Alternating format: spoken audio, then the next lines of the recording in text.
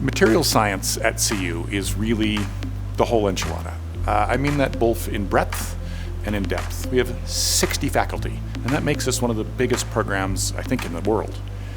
But also, materials can sometimes be cast as the beginning of the food chain. You make the stuff, and then it's somebody else's job to go make a device and bring the device to market and have an impact. But because of the interdisciplinary program here, we have teams of people that start with fundamental molecule tweaking and get to we're going into human trials next year. And so that to me is the exciting thing, is students and professors get to work with the world's best across that whole spectrum of problems. The MSE program is a great example of how we can organize around challenges and not departments. If we're trying to develop the next generation of energy efficient thermoelectrics or nanoelectronics, it needs researchers from physics, chemistry, materials, engineering, computation, data. And so the MSE program allows us to do that, allows us to create an environment where young faculty who are trying to solve hard problems can work together, and also allow students to experience teamwork, which is by far the dominant mode of work in the 21st century. Our program looks new.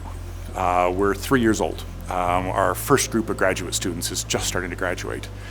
But on the other hand, the Soft Materials Research Center, founded by Noel Clark and Dave Walba, is going on 25 years old.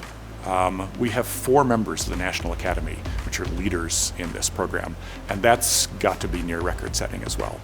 So what's exciting to me is the newness and trying to make something better and to advance and create a great new thing.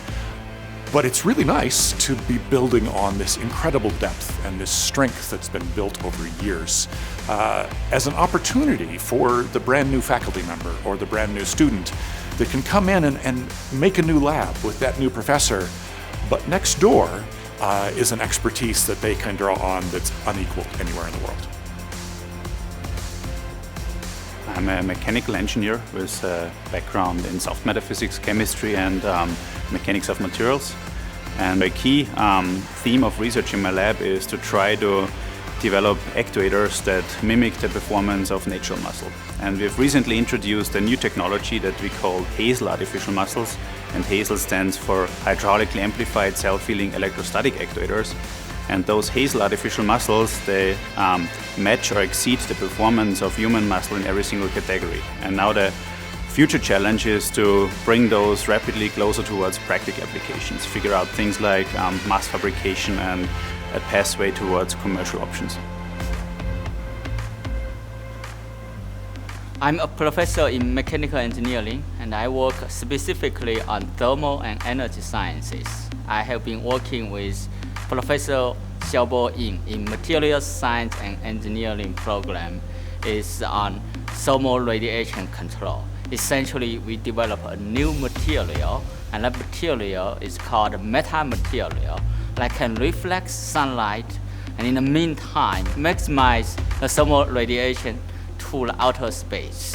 So if I have that particular material, I apply it on an object outside in your yard or something, backyard or something, you would feel like this material is self-cooling down, even under the sunlight.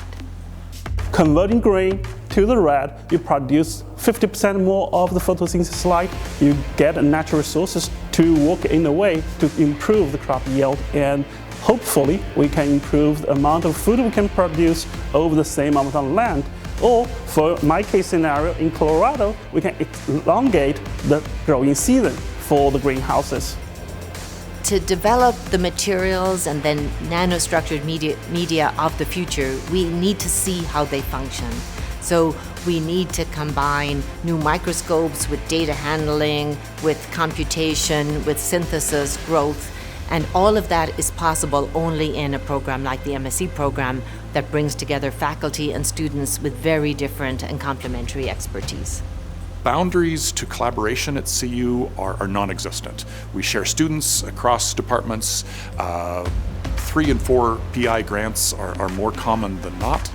And it's literally why I came to this university. I interviewed here And in several of those interviews, I filled up the whiteboard with ideas I wanted to work on during the interview. And that's clearly the place to be. It's fun to come to work every day because there's going to be a new thing you can attack.